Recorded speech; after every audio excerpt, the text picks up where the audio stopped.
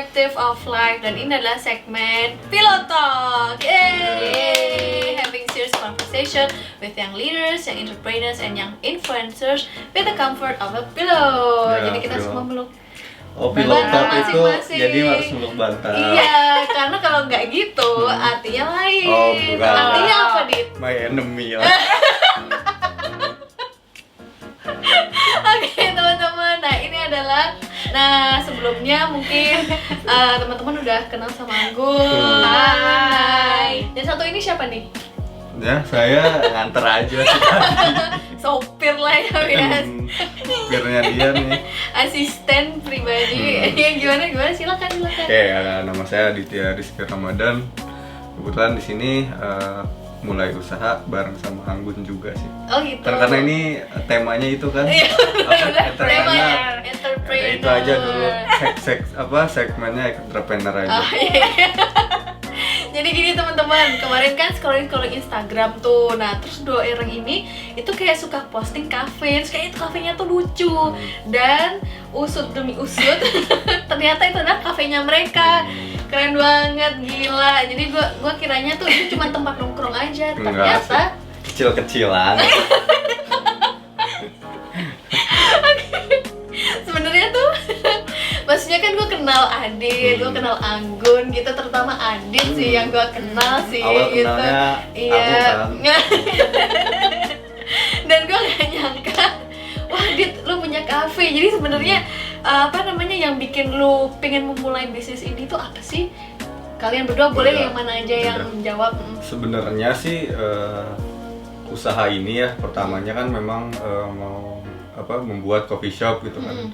Didasarinya dari apa sih sebenarnya? Didasarinya dari kita sehari-hari gitu. Kita sehari-hari bisa dibilang lah anak muda sekarang itu nongkrong tuh kemana sih? Biasanya kan pasti coffee shop kan. Betul. Pasti coffee shop terus aja. Dan kita baru nyadar gitu selama kuliah dan kerja kita selama ini nongkrong terus ke coffee shop. Terus baru nih kita abis kerja udah mikir nih, yalah kita kok nongkrong doang gitu, kayaknya punya coffee shop lucu kali ya, kayaknya punya coffee shop enak kali ya, seru kayaknya gitu. Nah kelintingan gitu tuh awalnya tuh kayak punya coffee shop kayaknya keren deh. Nah setelah punya ide kayak gitu ya udah tuh kita rumusin juga gitu, toh kenapa enggak gitu, kita pengen bisa buat coffee shop gitu. Kenapa dibuat coffee shop di Tangerang tadi? Sebenarnya khususnya saya kan di Bandung tuh lama, di Bandung. Nah beda juga tuh kultur ngopinya dibanding dengan daerah Tangerang. Bedanya apa tuh? Beda, jadi yang pertama nongkrongnya berjam-jam. iya bisa sampai berjam-jam kalau di sana. Jadi gini. Jadi nggak tahu diri ya kalau orang. Benar. Iya, karena kan kita sering di Bandung tuh, sering ngopi segala macam. Nah, beda ambience pertama, kayak ini ngopinya sama gitu, yang diminum sama, taruhlah misalnya kopi, tapi ambience-nya beda, feel-nya beda, suasananya beda. Apa nih yang ngebedain? Nah itu yang menurut kita, coba aja nih kita bawa nih ke Tangerang, supaya punya konsumen itu punya feel atau ambience yang berbeda gitu dibanding ngopi biasanya. Karena dilihat dari potensi marketnya pun belum ada gitu yang di Tangerang itu masih jarang coffee shop yang seperti di Bandung. Karena di Bandung tuh biasanya kalau rumah di depan terasnya buka coffee shop yang banyak pohon-pohon aja tuh, yang ngopi tuh banyak banget, rame banget. Nah di Tangerang ini masih bisa dibilang jarang tempat coffee shop yang senyaman itu. Jadi gitu. konsepnya tuh kayak homey. Betul. Benar. Homey sih, lebih homey. Karena kalau di sini biasanya itu lebih ke kayak di ruko. Bener. Kan kadang lokasinya itu lokasi yang bener ambience-nya tuh yang pada ngantor gitu, Iya. di ruko-ruko gitu. Bener. Yang sering orang lewat cari tempat yang rame-rame. Betul.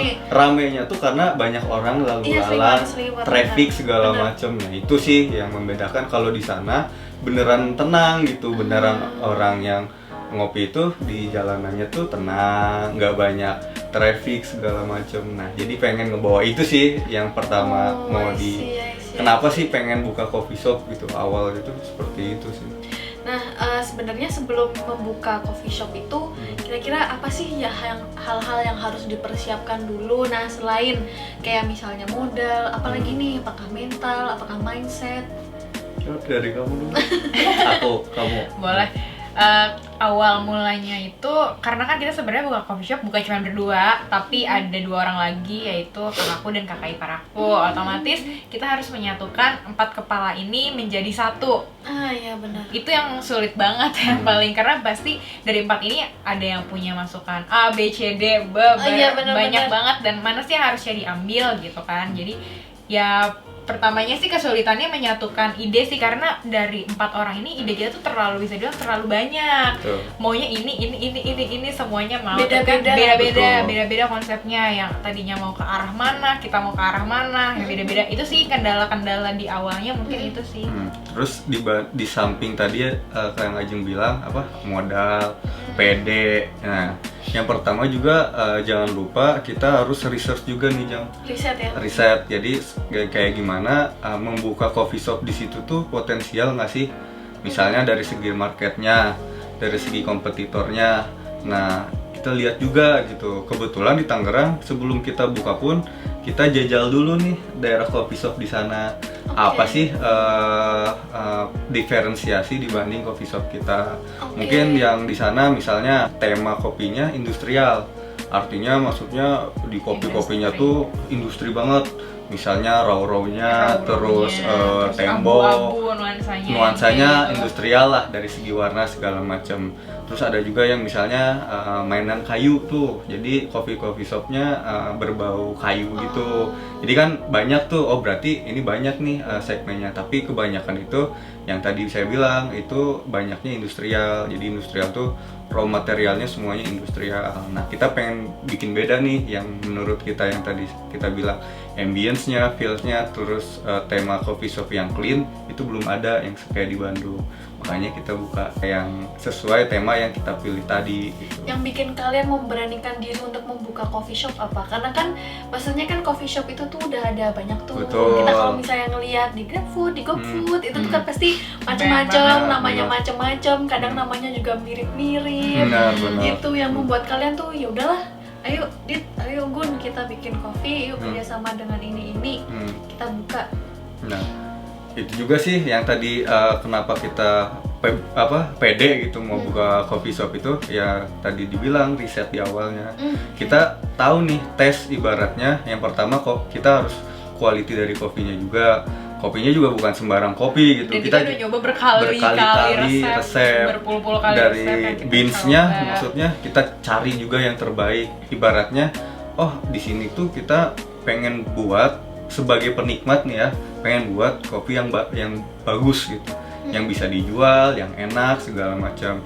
Dan sudah di riset pun memang kita lihat secara kompetitornya juga tidak terlalu ada yang menonjol banget gitu. Ibaratnya ini masih bisa masuk market. Nah, itulah yang memberanikan kita untuk ya udah coffee shop kita buka gitu. Terus yang kedua, temanya pun belum ada dibanding yang lain. Jadi kita ambil celahnya nih, apa yang nggak ada dibanding kompetitor lain. Nah, di coffee shop kita ada. Nah kan kita bisa bilang bahwa memang persiapannya matang ya. Iya. Gitu dari segi riset, dari segi Betul. coba-coba gitu. Betul. Dan gue lihat juga ya kalian menikmati ya memang prosesnya gitu. Dan dari yang coba-coba gitu sebenarnya bisa dibilang ini adalah passion kalian nggak sih? Coba dijawab. Passion. Oh, kalau passion sih sebenarnya dibilang passion karena kita pernah menjadi sebagai penikmat atau konsumen ya. Otomatis ya untuk passion ya kita passionnya juga ngopi sih. Tapi untuk wira swasta sebetulnya Masih kan, new thing ya ya? Ini pertama kali. karena kan ini pertama kali nih kita as owner ya, maksudnya as owner mengelola usaha yang punya karyawan, ada operasional di sana, ada yang macem-macem lah ya di hal-hal wilayah usaha yang belum kita touch gitu, belum terlalu kita bisa handle gitu. Jadi kesini masih kita proses belajar, masih kayak ya sambil berjalannya waktu kita juga sambil nyari gitu apakah benar passion kita di sini atau enggak. Tapi kalau secara operasional sih kita have fun aja sih selama ini, maksudnya jalanin usaha. Diambil funnya lah. Iya, diambil funnya dan belajar juga sih, lebih ke belajar untuk usaha itu sendiri sih. I see. Nama kafenya tuh apa? Quatre. Coffee. Apa itu artinya? Quatre Coffee itu ya itu karena kita dibuatnya berempat, jadi kita cari apa ya yang nama tempat yang bisa menggabungkan kita berempat mewakili dari kita berempat. Nah, quatre itu kan bahasa Perancis dan artinya kan 4. Oh, jadi asalnya dari situ. Tapi jadi keren quatre. loh. Apa itu bahasa apa? Perancis. Sebenarnya quatre itu kan similar sama Spanyol, sama ada quarter di sana, ada quattro di sana. Cuman kita ambil yang bahasa Perancis, mungkin kayak enak aja gitu didengar orang gitu, kayaknya gampang didengar gitu, terus mudah familiar segala macam. Jadi kita ambil quatre sih. Pas pertama kali buka nih, pertama kali buka kafe itu rasanya gimana sih? Kayak ada deg-degan, lebih banyak deg-degannya atau excitednya? Sebenarnya dua-duanya sih, Jang. Pertama mungkin excited. Gua mau buka usaha nih, udah punya usaha, udah benar-benar launching usaha untuk pengen menjalanin usaha. Satu lagi tadi deg-degan karena takutnya ya namanya usaha kan, ya apalagi awal nih, takutnya nggak ada yang dateng, takutnya kurang segala macem. Nah itu sih lebih ke feel-nya tuh kayak gitu. Cuman kita pun ngebuka coffee shop-nya pun kita pakai riset lagi, Jang. Kita trial error dulu, namanya kita soft opening dulu. Soft opening, jadi kayak kita ngukur nih, kita soft opening dulu secara persiapan prepare kita gimana nih, trial error dulu. Oh ternyata misalnya dari segi baristanya kurang ini kurang itu. Nah nanti akan di trial errornya dikumpulin supaya nanti untuk pas nanti launching bener-benernya itu udah rapi. I see. Jadi soft opening tuh maksudnya ya memang ada beberapa tamu tapi belum official ya. Jadi mereka bisa kasih masukan yang kurang apa. Dari segi service juga berarti. Betul. Semua segmen sih, Jeng. Dari kecepatan.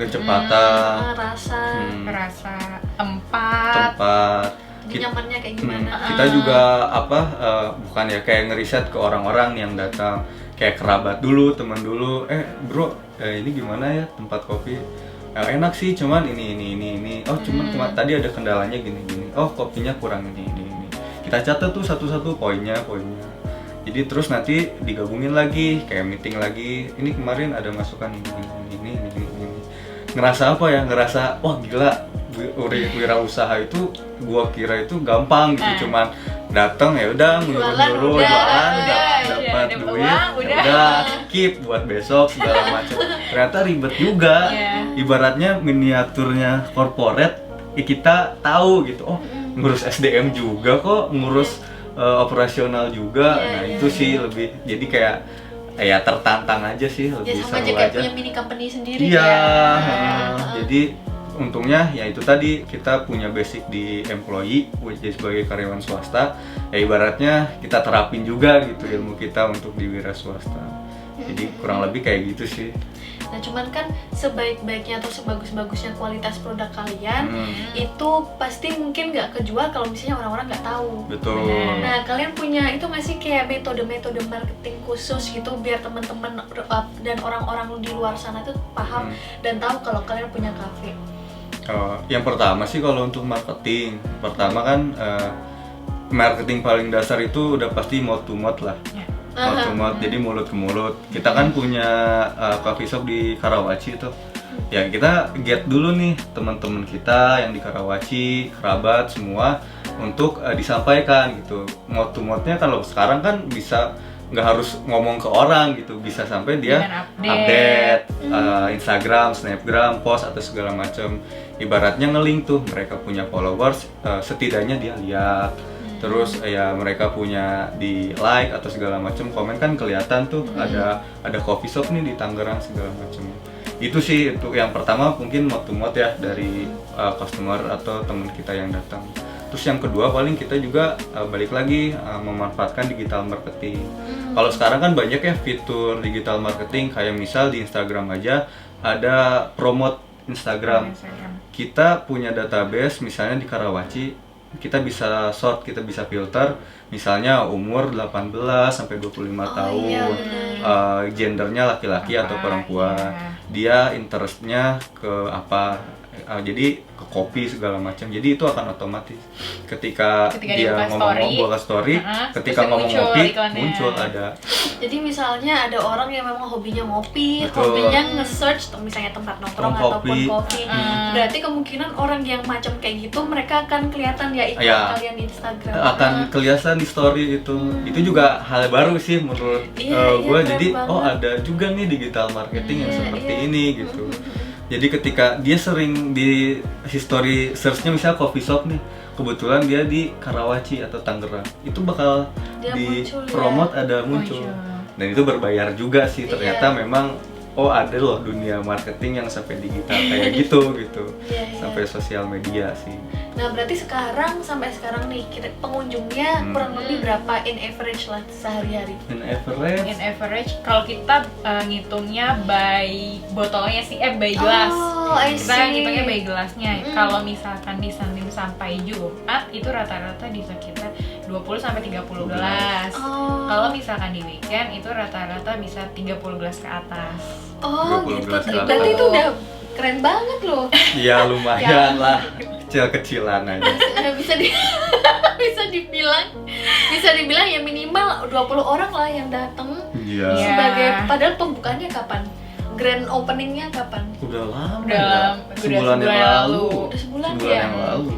Lumayan banget loh sebulan dan dia bukan pengunjung ya tapi kurang lebih penjualan per Penjualan. gelasnya kurang lebih 20 sampai 30 ya. 30. I see. Nah ada itu nggak sih ada kepikiran kira-kira mau akan dikembangkan jadi apa lagi? Apakah resto atau mungkin buka cabang atau mau dibikin online?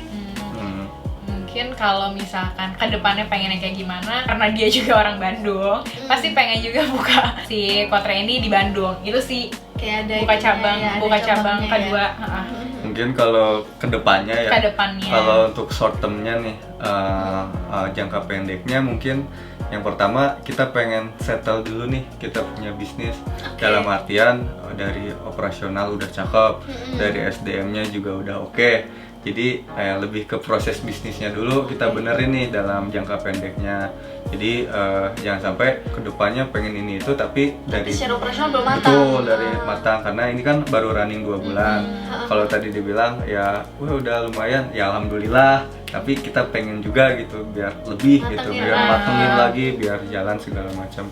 Short termnya itu, kalau long termnya ya tadi yang bilang sih udah pengen buka cabang lagi, syukur-syukur bisa franchise di Iya, bener. di kota Di lain, kota lain. gitu. Ada yang tertarik segala macam, kepikiran sih kayak gitu. Kalian tuh sebenarnya punya itu nggak sih kayak resep rahasia? Atau mungkin kayak ada eccentric taste yang Kotre punya yang cafe lain nggak ada? Jadi yang pertama kita jual tempat dulu nih. Tema dari coffee shopnya bertemakan clean atau monokrom hitam putih.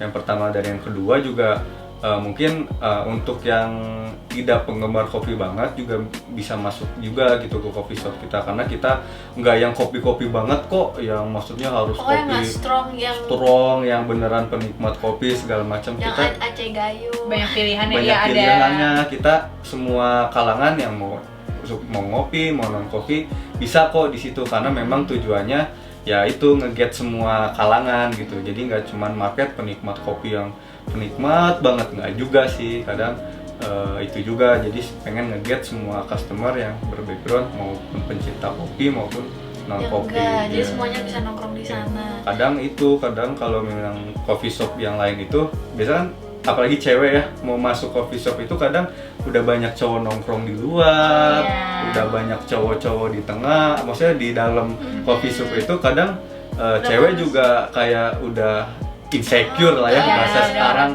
udah ngerasa kayak udah deh kayaknya malu atau takut atau segala macem, karena dari segi tempat, dari segi orangnya kan mungkin ya coffee shop diidentikan dengan laki-laki kan kebanyakan gitu.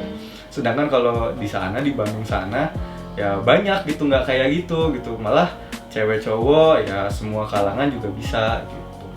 Jadi lebih umum ya. Tuh. Tapi kalau dari segi kopinya itu berarti lebih ke bermacam-macamnya. Betul. Gitu. Jadi ada ya non coffee pun juga ada. Non-coffee-nya Jadi ada. siapapun pokoknya pecinta maupun nggak pecinta mereka bisa nongkrong di Bisa sana. nongkrong di situ karena tempatnya pun ngerasa ya itu tadi ambience-nya beda, feel-nya juga beda. Kalau dari sebenarnya dari tempatnya sendiri itu kan gue sendiri belum nyampe sana nih. Ya, harus mampir berarti. Habis ini saya Langsung. saya dan kameramen saya saya akan ke sana untuk melihat langsung seperti apa kan Datang aja, bilang temennya Anggun gitu. Iya, jadi gue nggak usah bayar ya. Iya, 50% nambah. Malah diaping. Di api. Aduh, gimana ini? Karena itu kan support teman. Jadi iya. kalau bilang temen Anggun Jadi di api. iya. Jadi kalau harga aslinya 20.000 Jadi 30.000. Iya. Kan jadi guys. Enggak lah. Kalau dari segi tempat nih, kalian tuh kepikiran nggak sih? Oh sekarang mungkin tempatnya seperti ini. Terus kalian mau perluas lagi atau kalian mau pindah ruko atau pindah rumah biar kalian tuh punya tempat yang lebih luas? Itu udah ada kepikiran nggak kayak gitu? Mbak Anggun. Pikirannya. Kalau saat ini sih masih dengan tempat yang ada, karena sebenarnya ada di tempat yang ada sekarang juga sebenarnya ada part yang kita buat itu yang tadinya kan pengen ditempatin untuk ruangan kita nih buat berempat, ruang buat discuss segala macam, tapi kita juga sekarang lagi mengalihfungsikan ruangan itu untuk dirubah lagi menjadi ruang, kalau misalkan ada yang mau ngadain bisa disebut bisa. ruang VIP lah ya, Meeting buat ya? buat Ya. ngadain meeting. Jadi bisa yang buat meeting juga bisa di situ gitu. Jadi yang sebelumnya itu sebenarnya kan untuk tempat pribadi lah, tempat Betul. kalian. Cuman Bener. dipikir-pikir mungkin Mungkin ada kesempatannya orang kalau misalnya ke sana nggak cuma nongkrong doang tapi juga meeting. Iya, benar. Jadi dialihfungsikan. Dialihfungsikan. Kalau sekarang lagi fokus ke situ dulu Itu sih. sih. Oh, I see. Nah, di dunia perbisnisan itu kan challenge-nya banyak tuh. Selain tadi tuh banyak saingannya atau bisa jadi ya kemarin kayak COVID itu. Ya. Jadi kita ke depannya sih mungkin kita nggak tahu sih bakal kayak gimana. Nah, dengan naik turunnya itu gimana sih kalian caranya untuk bertahan? Sebenarnya untuk pertama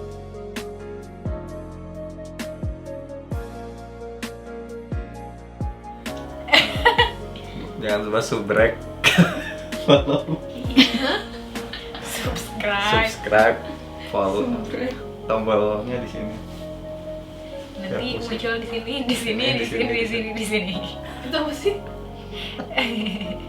Biar ngeditnya susah. Ngeditnya susah aja. Jadi nanti tempat kopinya di sini, ini gambarnya, ini menunya, ini emang pusing Kajang. Nih. Tapi sesuai dengan telunjuk Ya, tulisan ini harus gerak nih nanti gini, ngikutin. Lu ngerjain orang. Tapi nanti di bawahnya tulisannya tapi bohong. Iya. Ada di bawah sini, Deng. Jadi sini deh yang gitu.